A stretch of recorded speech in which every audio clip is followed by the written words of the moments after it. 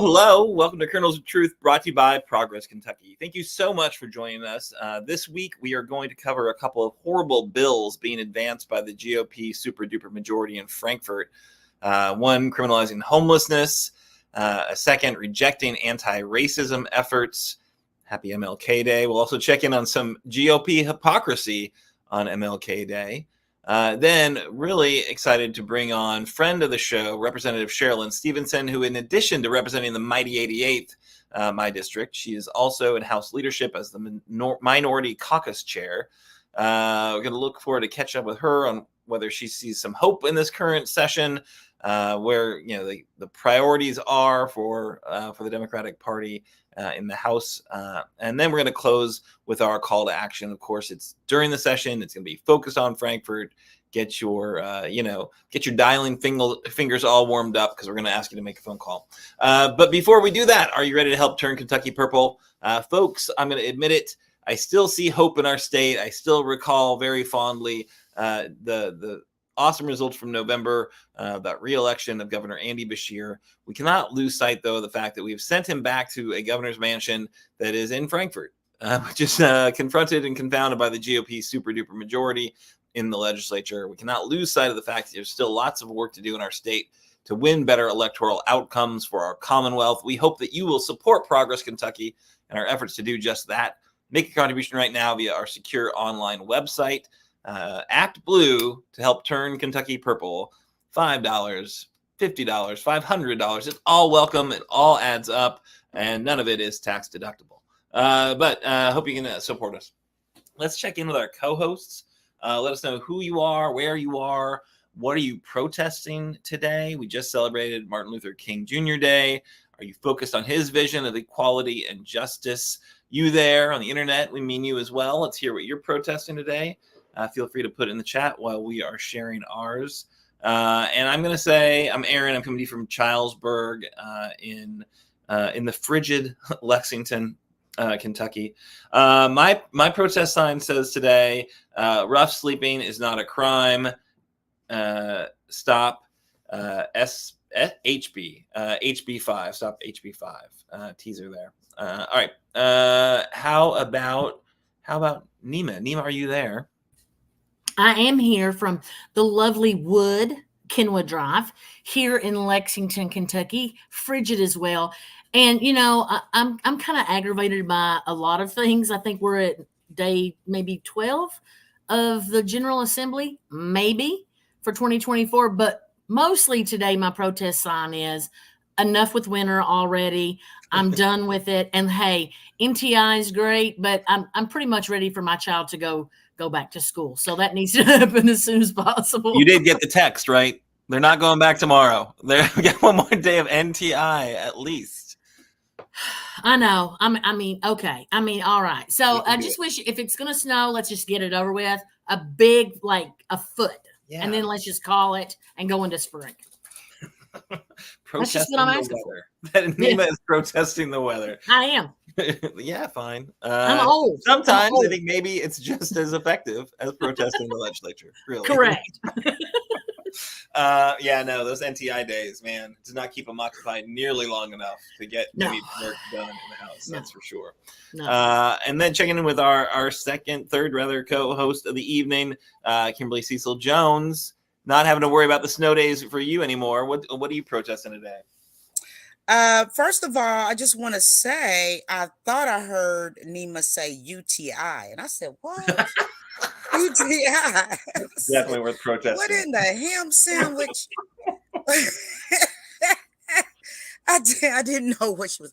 Okay, so you meant NTI. Okay, I don't have kids in school anymore, so sometimes things get a little mixed up.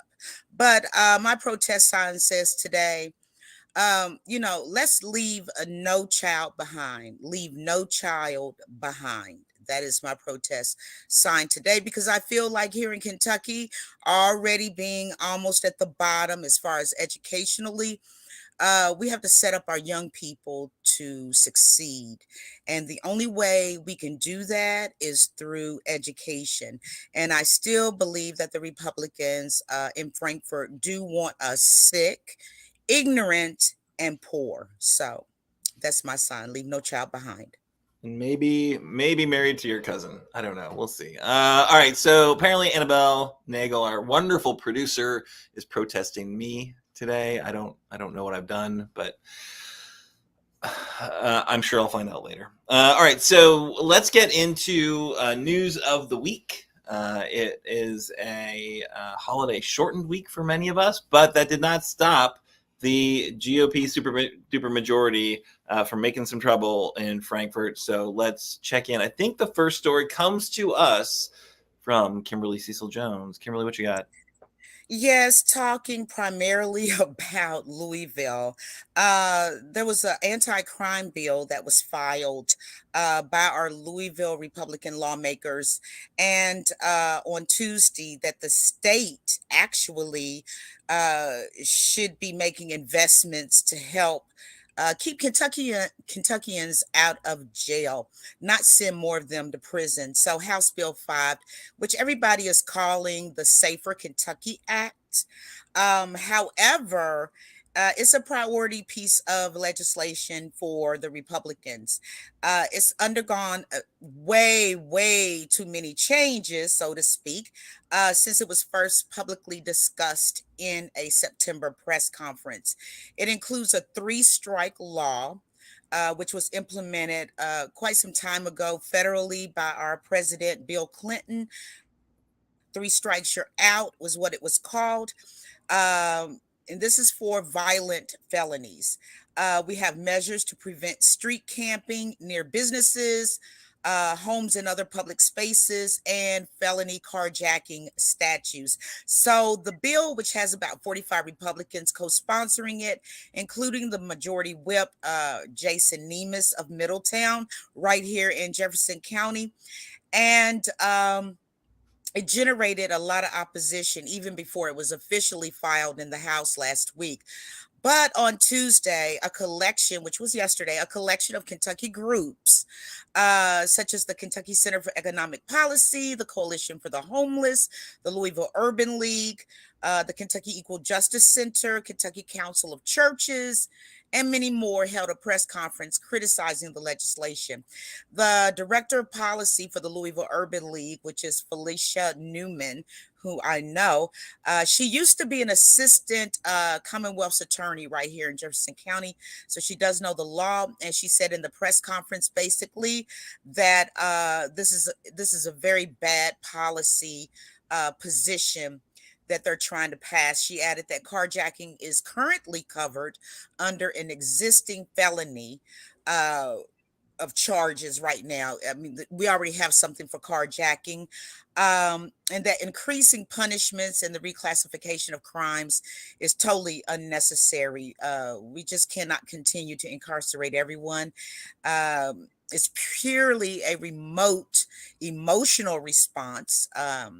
Felicia said, and we should only incarcerate people for long periods of time if we feel like they're going to be violent and do heinous acts in the state. So the Kentucky Center for Economic Policy is a progressive think tank found in 2022 that Kentucky jails were over capacity, with about 21,831 people incarcerated in jails by the end of April, along with an additional 9,835 people incarcerated in state prisons. So the recent crime data shows that the state had a decrease of 17.9% in homicides between 2021 and 2022. So Jared Ballman of Louisville told reporters that more co-sponsors are expected to join the legislation in the upcoming weeks. But the Kentucky State Fraternal Order of Police, the Union for Police, they're actually saying right here that they plan to testify in favor of the legislation. When it has a committee hearing. And the organization expressed support for the bill, of course. So with the ACLU, reporters were told last week that the bill is not focused on what really makes Kentucky safe. It's just going to amp the ante on incarceration numbers. So everyone, some people are saying that we already have laws that will address anything and everything. And then the majority of the Republicans in Frankfort are saying, no, we need to redo these laws. So I want to ask them a question, actually. The 3 strikes you're out. How did that work out? Yeah. Exactly. It didn't work out very well at all. And then it brought about the private prison system. We all know that when you are paroled or you serve out your time, whether it be federal or state, they basically have a bed ready for you because the system is set up to fail. So, Boffman said that he welcomes the legislation as it moves forward, and he added that he hopes that they help put forward the most effective policy for our state. We do want to be strong. I do agree with that. We do want to hold violent criminals accountable, and I'm all for that. But we want it to be very effective as well. Everyone is welcomed at a seat at the table to do a conversation about this. Notify your local and your state elected officials and let them know that we don't need actual other crime bills, so to speak, to take care of things that we already have in place.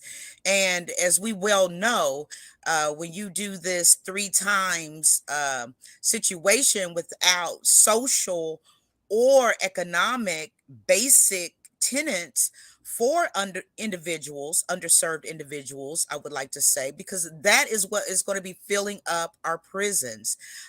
Basically, brown and black folks and people that are underserved and under economics and undereducated and so on and so forth. So that's my story tonight. It doesn't surprise me at all when it comes to the GOP in Frankfort or even in my own city. So I don't know. Back to you, Aaron. Thanks, Kimberly. Yeah, so that's I think it's a distressing bill on a lot of levels. He ran through so many challenges, right? It's just, I think at its core, as you noted, like 3 strikes laws don't work, right? They've never been proven to do what you want with a crime bill, which is decrease the criminal rate, right? So, they don't work on that front. The idea that you would like make it illegal to be homeless, adding in additional fines and penalties and criminal charges to folks who sleep outside just seems, heartless. And, as Annabelle noted, she had a homeless friend freeze to death in Versailles. She works at Spark Community Cafe, which, wants to help folks in need. And I think it's, tragic to see what's happening out there. And this is not a bill to increase public services for those folks at all, right? It's and they'll definitely want to say. I'm sure the sponsors will say things that tries to get at their compassion for the people who are sleeping outside, but that's not associated with additional resources. I don't know. Nema, I like to bring up something as well. Here in Louisville, the homeless situation has become so bad, and it's just getting worse by the day. Now it's spreading out to some of the more affluent areas. Everybody's up in arms. But I mean, like, is this? I don't know if this is correct to say or not.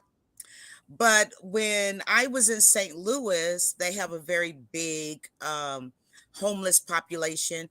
But their homeless population, they don't have like so much trash and stuff.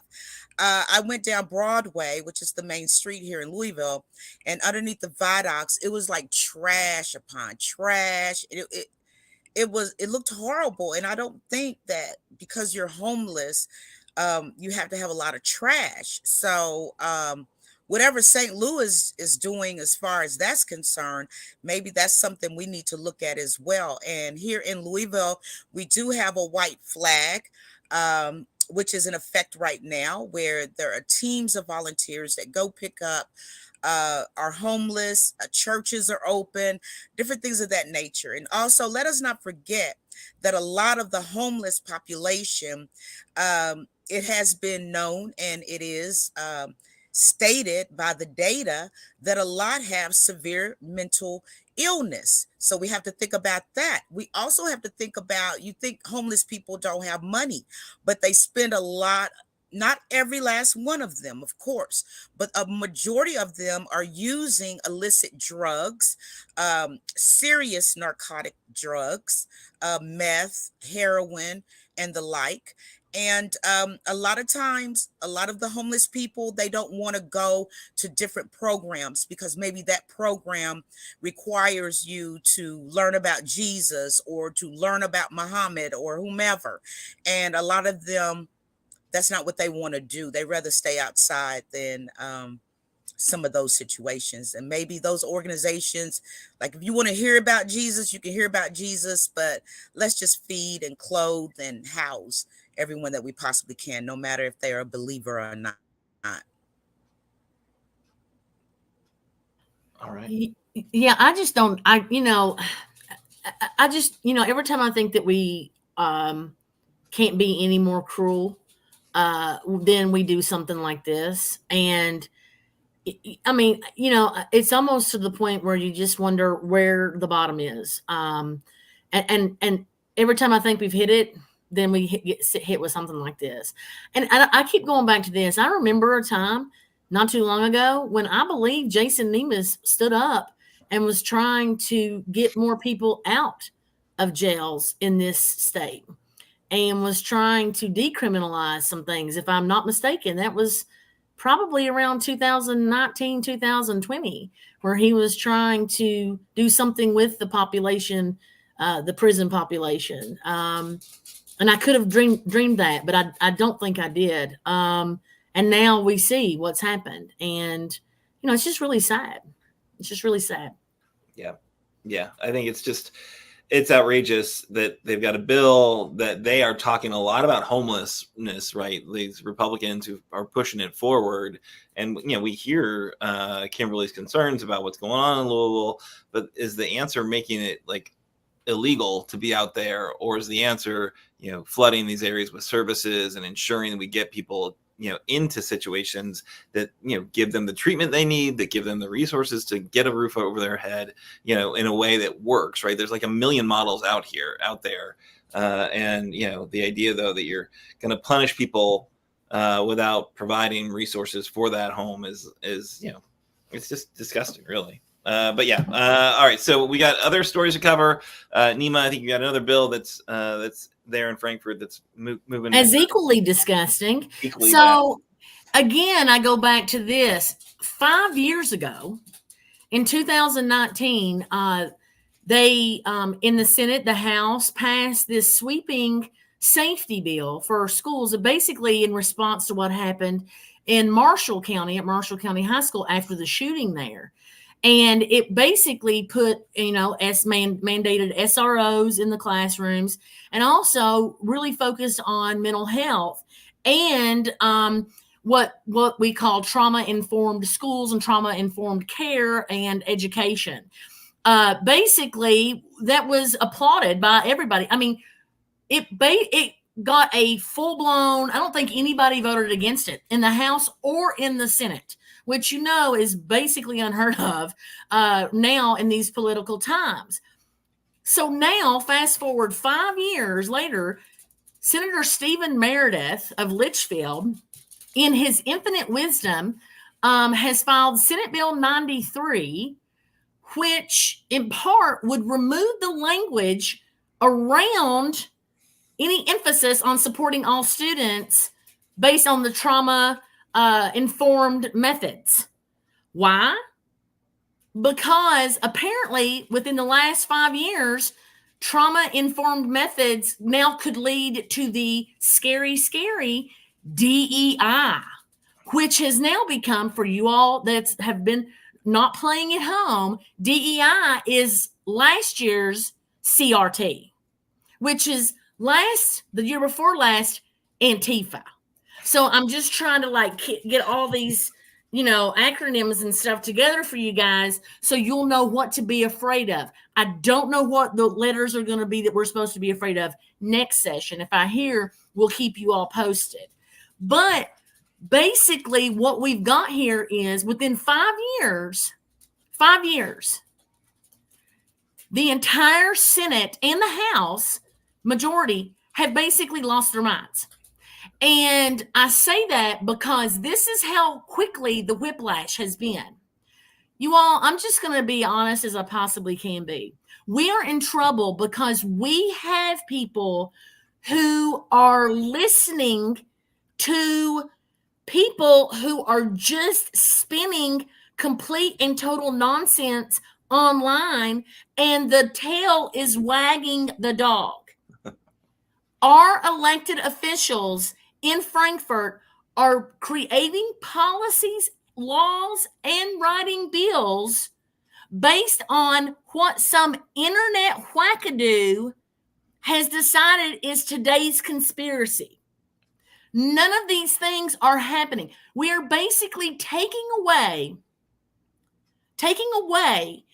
any ability to connect with students in classrooms as human beings, to connect with them and show them that we care. I'm going to give you an example. Let's say a 4th grade child's parents are getting divorced, and we see them in the classroom as a para or as a teacher. We see that they're struggling with that divorce. Guess what? Piss on them. Who cares? Keep working, Johnny. It doesn't matter. That is exactly what they are expecting classroom teachers. Before, it was the expectation of the best teachers get to know their students. The best teachers care about their students. Now it is the best teachers need to avoid any interactions with their students because, by God, we cannot have you push off your DEI stuff on our kids without parents knowing. Please. Parents will tell the teachers, you know what, me and Johnny's dad are getting a divorce, so that might be why. First of all, we're acting like parents are idiots. And let's just be honest here. Some of them might be, but the majority are not. Okay? So first of all, you're acting like all of the parents are idiots. They're not. Most parents trust their teachers. It's just about 15% who are making the loudest bit of noise and who are now hurting kids. All kids. All of them. And let me be clear. Eventually, they will hurt your kid. And when that happens, Stephen Meredith, when they hurt your grandchild, then how will you feel? How will you feel then? Because I'm going to tell you right now, the check always comes due, my friend. Always comes due. So while you're out here chasing this DEI boogeyman, the check will come due. So this is terrible. What we are doing right now based on conspiracies and craziness will come back. The chickens will come home to roost, and I'm going to say it'll be in less than 5 years. Less than 5. I'm pretty upset about this bill. Yeah, it's a horrific bill. It also flies in the face of the actual funding legislation that the GOP in their budget. They actually they will fund trauma informed teaching at schools, right? So they clearly right hand left hand didn't communicate very clearly there, but it's just gross, right? It's just gross. Well, and they want you to say you can't take any oath unless it's for the Constitution. Do they realize that we say the Pledge of Allegiance? That's not the oath to the Constitution. Are we no longer going to say the Pledge of Allegiance in the schools to start the day? Also, does that mean that the Republicans can't sign that little oath card that they're always so happy to sign that says they don't believe in these certain things? That's an oath card. Or is it just, I don't even know what they're doing, you all. Everything is off of fear, hate, and really a sick mentality. Like one minute they say racism doesn't exist, and the next minute they're like, oh, we don't want to. I mean, it's crazy town. It's crazy town. And the fact that Stephen Meredith can look anybody in the face, knowing, and I pulled it up, y'all, he voted for that safety bill. And now he's trying to kill half of it. And now Max Wise, you know what he's doing? Because he was the sponsor of the safety bill. Y'all, he's tap dancing. He's tap dancing right now, trying to figure out a way to get around that. But you know what? I guarantee you he'll vote for SB 93 if it ever makes it to the floor. You wait and see. Yeah.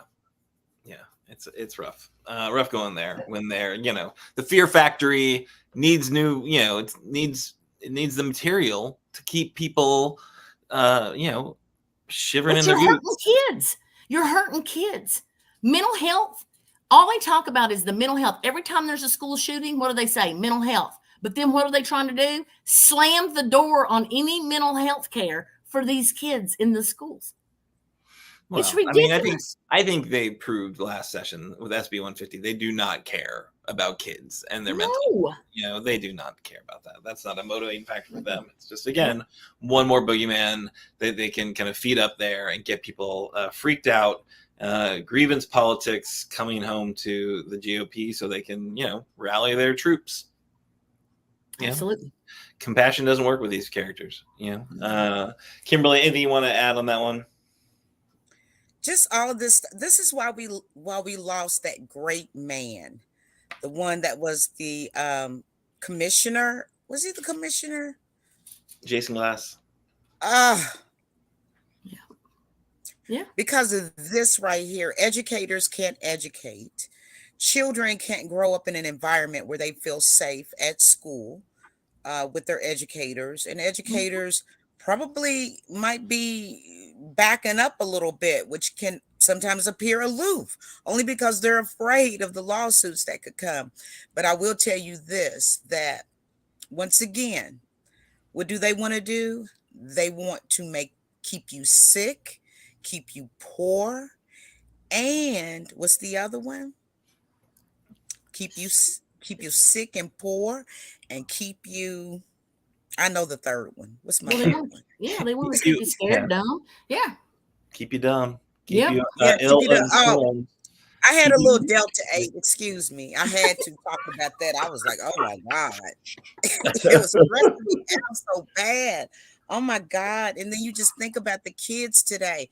And then, you look at them like, okay, this is our future. Then, I just, oh my God. Like, what are we going to do? Yeah. All right. So Martin Luther King Jr. This week, the really important day for a lot of people, certainly for Republicans on Twitter. They love to make sure that everyone knows they are marking this day. Ignore the legislation that we've just discussed. Ignore the kind of, very patent kind of anti-Blackness embedded in their agenda, and very clearly anti anything that's anti-racist, right? Status quo is what they want. They don't want things that are going to fix where we are, and never seem to really as Bernice King said on Twitter, talking about her father, he was not assassinated because he wanted his children to be judged by the content of their character. He was assassinated because he was working to dismantle racism, poverty, and militarism. He wanted corrective measures to eradicate racism, not the delusion that it doesn't exist. The delusion that it doesn't exist. Very pointed and very, I think, much pointed at the GOP.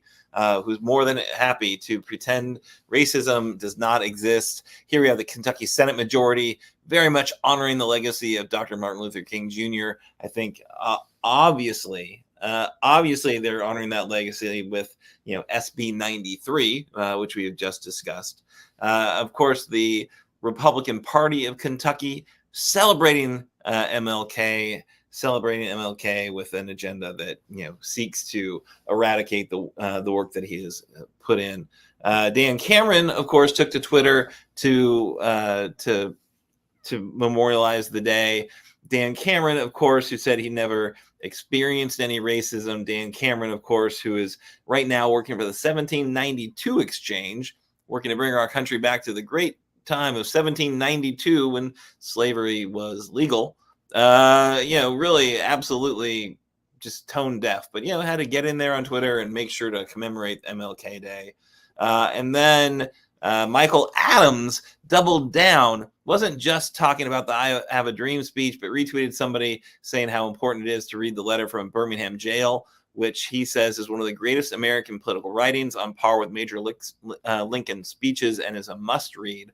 I will concur. I think it is a political and faith writing that is, I think we should expand the Bible, include it in the Bible. The letter from the Birmingham jail, where he excoriates the white moderate preacher class of Birmingham who have told him to stand down. It's an incredibly powerful writing. The man was absolutely a prophet.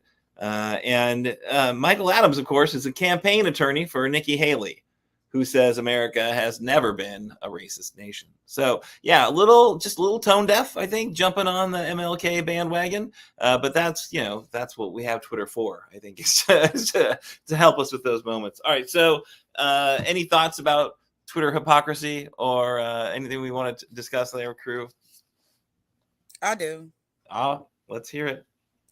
I first of all, I think next year maybe I should break down the I Have a Dream speech, because I don't think anybody that hasn't really thoroughly studied and let us be very respectful. Dr. Martin Luther King Jr. Okay. Takes a lot to get your doctorate in anything. So people do not understand how hated he was. He was one of the most hated men in America. More than 50% of Black folks didn't like him. Oh, there he go with all that stuff. Now my boss, she mad, now we can't ride the bus. How we gonna get to work? It was a very famous person that said that, I can't remember the person, but they said that you want to be famous and have everything, all the flowers given to you, then just die. That was Bernie Mac who said that. Bernie Mac, the comedian. He's the one that said that. And it was true for Dr. Martin Luther King, and it is true for Bernie Mac as well. As far as what is going on with these Republicans, they are tone deaf, Aaron, most definitely tone deaf, because of the simple fact that Dr. Martin Luther King talked also about this country and what it could be.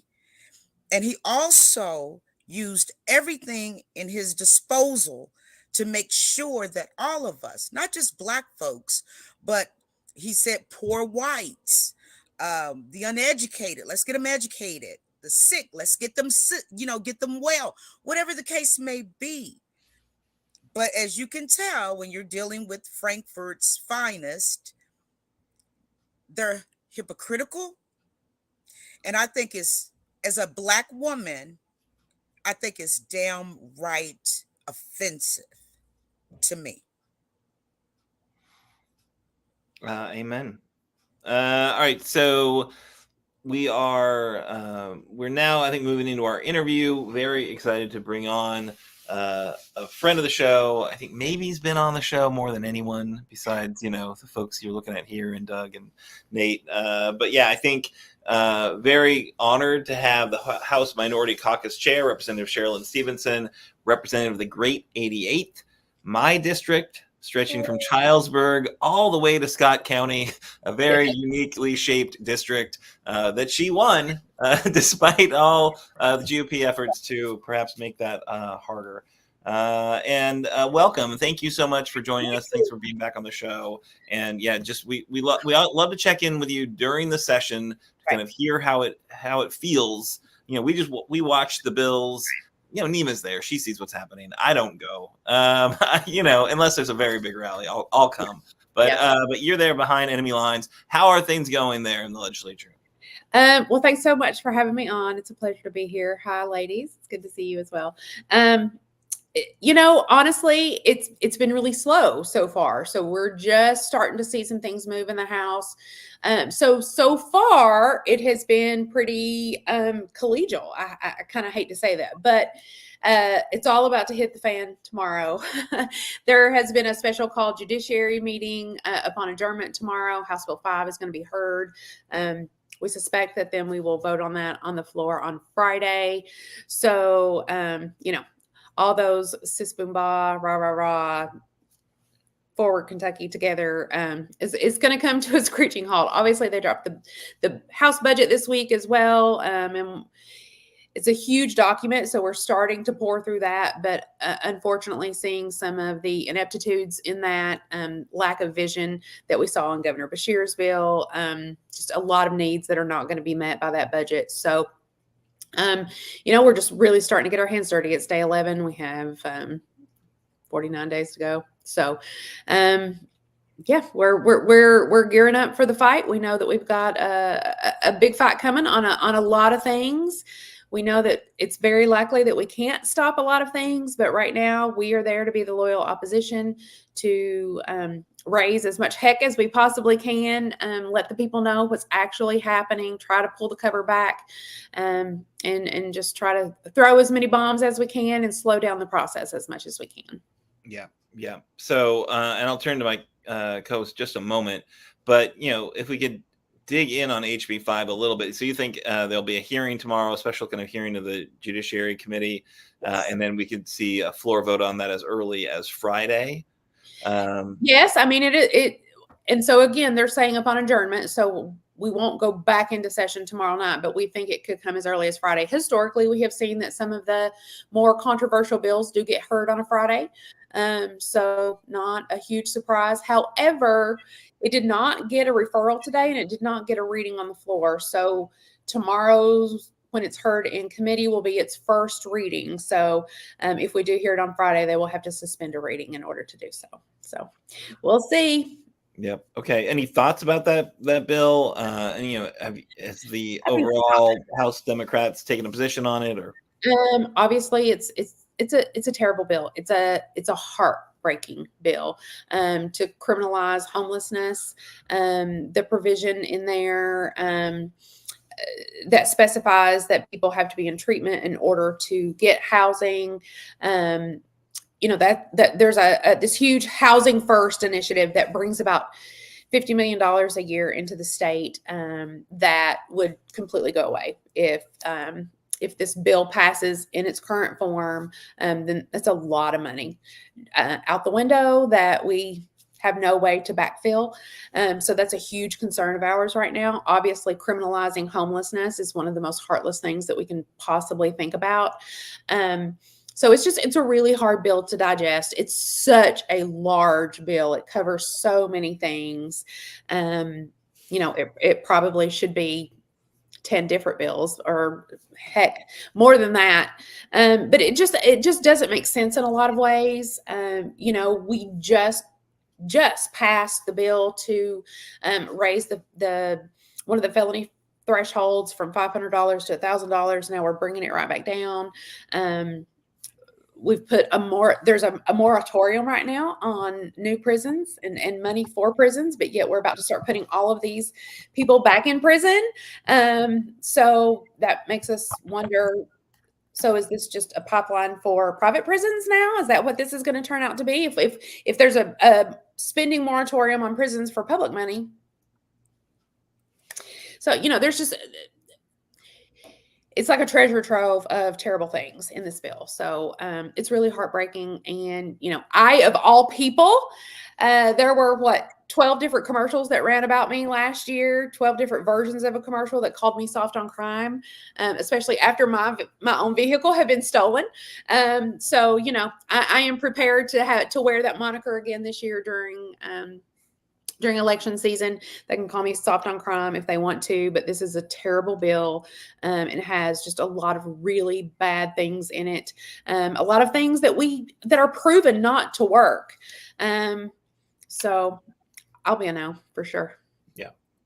Thank you so much for the update on that, and that timing piece. Very important that folks, if they're going to weigh in, which they should, yes, then they should do it tomorrow.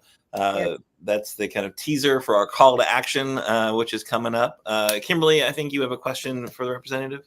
Yes, I do. I just love her. I just thank do. you. She's so wonderful. Did I see you at the window forward last year? I think so. Yes, that's probably the last Okay. time that we saw each other in person. Yeah, I think that was, I'm gonna be the chair this year as well. Oh, Just great. to let you know. But anyway, getting back to what we're supposed to be asking you, Cherlynn, is there just anything going on in the House that you could say that it's a bipartisan collaboration? Actually, there is. So just today, there was a press conference led by Rep. Kim Mosier for her momnibus bill. So there was a whole group of bipartisan ladies from the House and the Senate that got together during all of the interim monthly to come up with some issues that would address maternal and infant health and address the maternal mortality rates, things like that. So we have come together, and the bill was filed today. Like I said, there was a press conference about it. A huge portion of that bill actually came from Representative Sarah Stalker out of Louisville. It was a bill that she carried last year that would make pregnancy a special event that would qualify someone to enroll in health insurance. So it is not considered that right now. And obviously we know access to care is one of the best things that we can do to help decrease maternal problems during pregnancy for moms and the babies. There's a lot of other pieces in this as well. So that is probably the biggest piece of bipartisan legislation that you're going to see this year. Obviously, everybody knows, so many bills pass every single year that has bipartisan support. We pass a lot of things.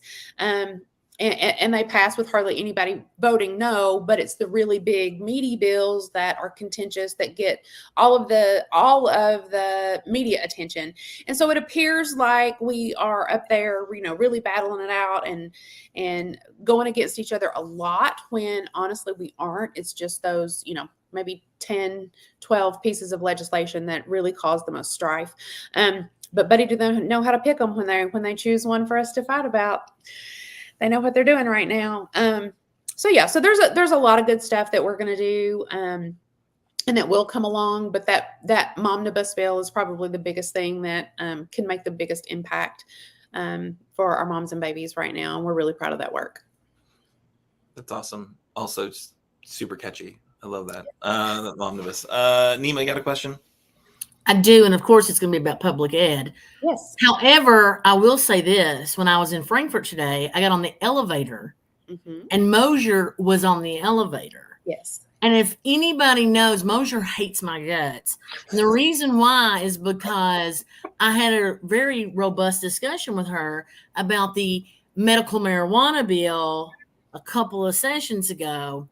And she made a very disparaging remark about me in the fact that she said that of course, I would be for medical marijuana, assuming that I guess looked like some kind of dopehead or something. I don't know. That was kind of the assumption. And it was I was very off-putting to her. Yeah. So anyway, ever since then, of course, I've been like making sure that I say something to her because, the riffraff, wants to poke the sticks. Anyway, so I saw her on the elevator and I made sure that I turned around and said, "Really nice job on the omnibus bill, Kim." Nice. And and she was like, "Well, thank you." She's very formal. So anyway, I wanted you all to know that I was very bipartisan today. And then she'll be getting off the bill tomorrow, I'm sure. Anyway, a broke clock's right twice a day. So anyway, nice job, Mosier, on that bill. But I wanted to talk to you. I know I've not seen pre-K for some reason. They're convinced that that we're teaching little kids how to do algebra in pre-K. And let's just be honest, pre-K would help a lot with our working moms. Yes. So any chance that we can at least get transportation bumped up to the 100% funding that it needs to be? At least we're getting to 80 and 90. I noticed on the budget. Yes. 100% is what they're really supposed to be funding. Any chance of that, and any chance that we could slide in pre-K at all, or even get SEEK bumped up a little bit more? 4% is just not cutting it. No, I am hopeful on all of those things. I will remain hopeful until we take that last vote on probably the very last day. However, I don't know. It's hard. I just can't really fathom why they are so against universal pre-K, unless it's just that the governor seems to want it so badly and they just don't want to give him that win. But let's be honest, that's not a win for the governor. That's a win for the people of Kentucky. It's a win for our working families. It's a win for our children. It's just a win all the way around. So while we're not doing it, it's just really beyond me, because we have the money. Let's be honest, we have the money. But back to something that you talked about in school transportation. I want to be sure that everyone knows that we are statutorily required to fully fund school transportation. And you have to go all the way back to 2004 to find the last time that we fully funded transportation. That is one of those notwithstandings that has come to be commonplace in our budget, and it's terrible. We see what has happened. I mean, we are talking underfunding transportation by millions and millions and millions of dollars. And so many of the problems that we have seen could have been easily avoided by this. I know that there are some busing issues that cannot be solved with money, but a lot of them could have been solved with the money that we have not been giving to transportation. It has been lower. So the 80% is actually higher than it's been in a long time, but it's still not good enough. We want more. We're going to definitely push for more. I believe that the governor's office will push for more. I am very hopeful. I suspect that we'll pass that out of the House pretty quickly. I don't know for sure, but A&R will meet again on Tuesday. I sit on A&R, so I will not be surprised if we I think that it's very possible we'll hear it on Tuesday and pass it out then of the House either on Tuesday or on Wednesday. And then it's going to go over to the Senate and it's going to sit there until March, maybe even April. Yeah.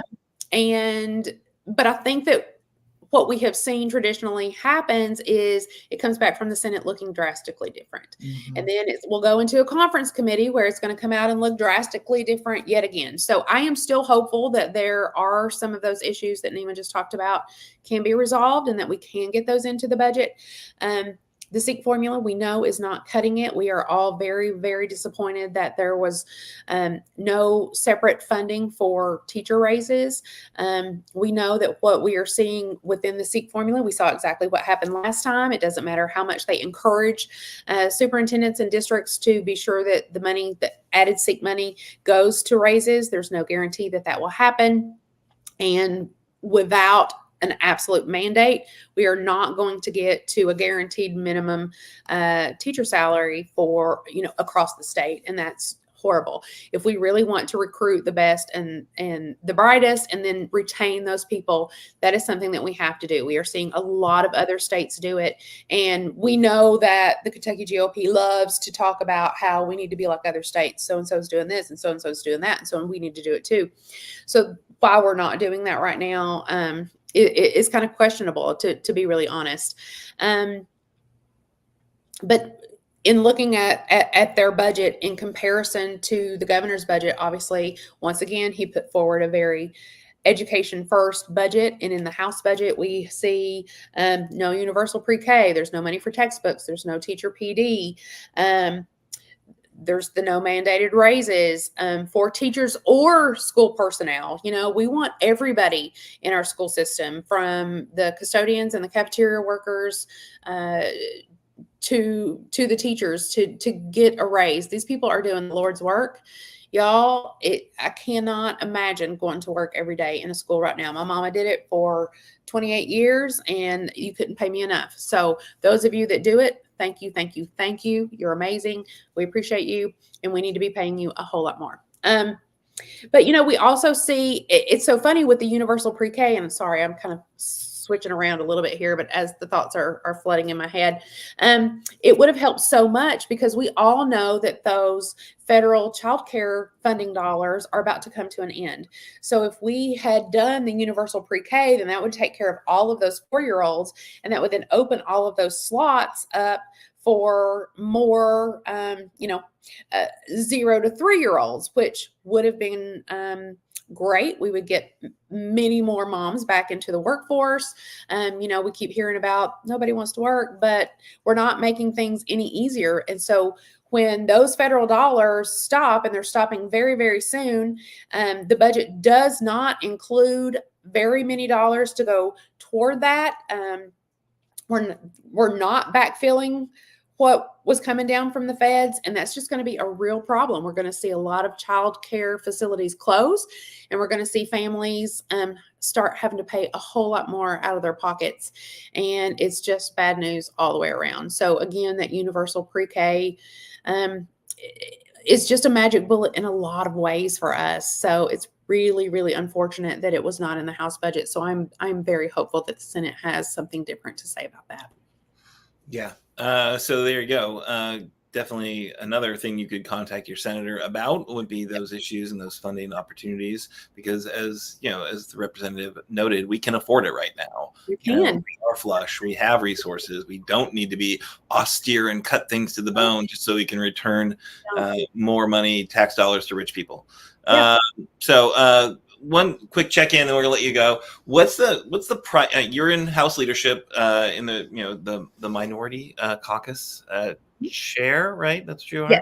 Yes. Fantastic. And what are the priorities of the minority party these days? Like, what are the Democrats trying to get done in the House this session? Well, so much just rests in this budget. So we are trying every way that we can to get things that were left out, that were in the governor's, get those put back in. Once again, state parks got left out. I mean, the list is as long as my leg of things that were not included. So we're just very much focused on that and trying to see what we can do there in the House, but also working on Senate as well, since we think that theirs is going to look a lot different. Obviously, education is just a huge piece for us, but we all know that constitutional amendment is coming, so we're going to be fighting really hard against that. Healthcare, again, that momnibus bill, anything that we can do to increase quality care and access to care for Kentuckians is something that's really, really important to us. Obviously, workforce development, economic development is something that we are very interested in. We want people to be able to go to work. People want to work. They just want to be treated fairly. They want to go to work in a place that's safe. They want to make a living wage. And we just don't think that that's too much to ask. So that's something that's really a priority for all of us. And just protecting democracy in any shape and way that we can. So anything that comes up about elections, obviously we're going to, have our ears perked up about that and be watching that, since we have a big election coming up this year, federally and on the state level. So we're trying to be the watchdogs right now and be the loyal opposition. Yeah. You mentioned a few things I'd like to touch on really quickly before we let you go. So you mentioned their constitutional amendment coming. Tell us a little bit more about what that is and kind of why you anticipate it. So Republicans before session started were basically everywhere in the media and saying this is coming. So as they have tried to pass all of the various charters and vouchers and educational savings accounts, all of the hot button names that they're trying to come up with to make school choice look popular and like a good thing, as they keep trying to pass these, we are very, very, very fortunate that our Kentucky Constitution is extremely explicit in this manner. Most other states have not been as lucky as we have been that the Constitution is so clear. So when those bills come up and they pass them and they get challenged in court, they have been going to our Kentucky Supreme Court and they have been losing most of the time 7-0 because our Constitution is so clear. So if they want to have charters, vouchers, anything like that of the sort, they are going to have to change the Kentucky Constitution. And we know the only way that they can do that is to put it to the voters. So they have been saying that there will be a constitutional amendment come forward. So what we will do is we will vote for it to be on the ballot, and we do believe that will be on the ballot in November. There has been one filed already by Josh Calloway. I am hearing it is not the bill that will move, that there's another one that will be coming, that will probably be the one that moves. So we're gonna fight against that. Obviously, we have tried to fight as hard as we could against those bills, and unfortunately they keep passing and passing, but thank God the Supreme Court's been stopping those, but this is going to be their last ditch effort. So it's going to take absolutely all of us. I do believe that we can beat it at the ballot box when we get out and we actually start talking about what this means. It means that public dollars would come out of the coffers from public education and go to funding private education. And that is not a popular idea. When they say, hey, do you want school choice? Obviously, people are like, yes, we love choice.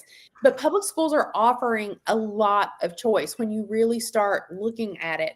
But obviously, school choice is not what they mean. They mean, hey, we want people to make money off of schools. We want for-profit K-12 schools. And that is just something, again, our forefathers foresaw that was a really terrible thing, and they made it very, very explicit. So it's really interesting that a lot of these liberty people who love the Constitution and they call themselves constitutionalists, then want to keep changing the Constitution.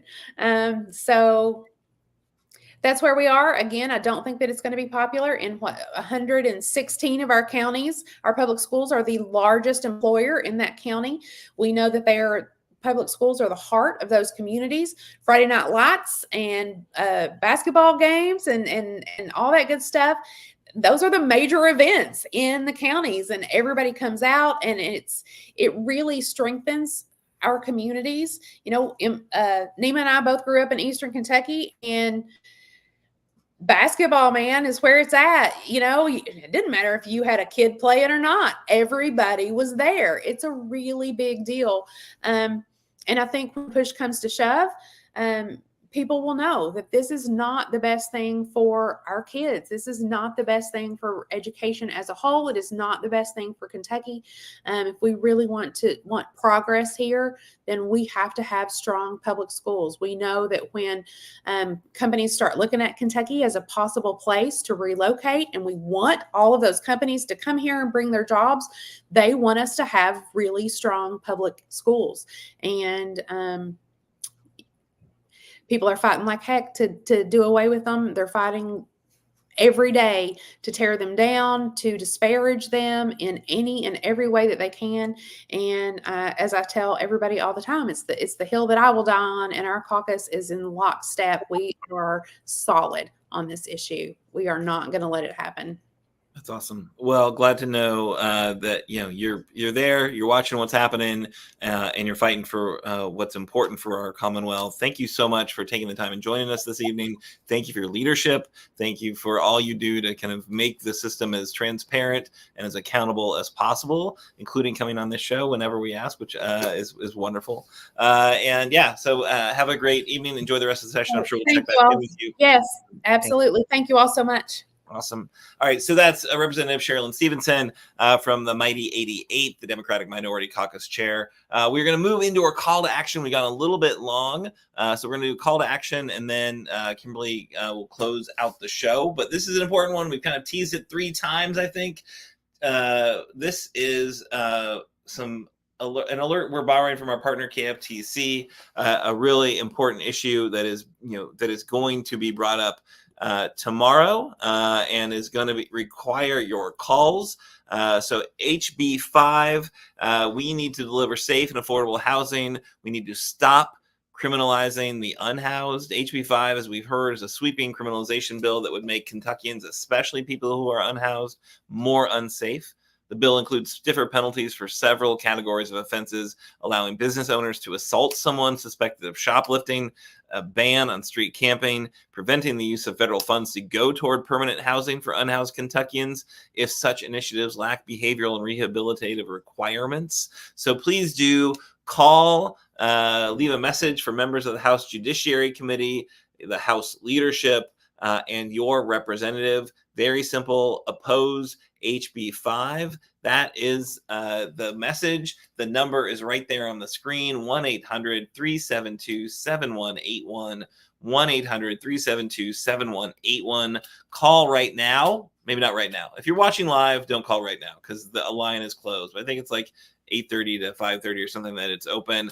Again, nicest humans you'll ever talk to. They're absolutely wonderful when you call it 1-800-372-7181. This is not a telethon. You're not going to make a donation. You're just going to tell them, stop HB 5. I oppose HB 5. And again, who are you going to call? You leave that message for your representative, the House Judiciary Committee, and House leadership. That's who you want to send that message to. So please do that.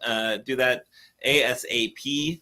If you're listening to this as a podcast and it's business hours, hit pause right now and make that phone call.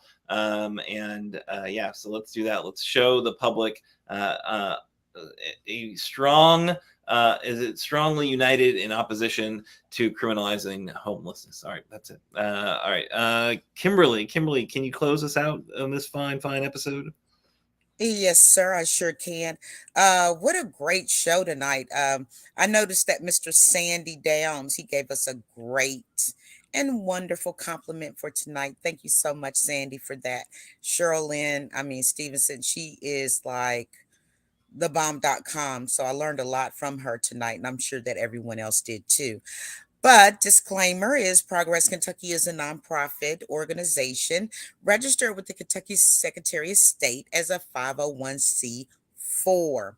We are affiliated with the Indivisible Project and CAVE, known as the Commonwealth Alliance Voter Engagement.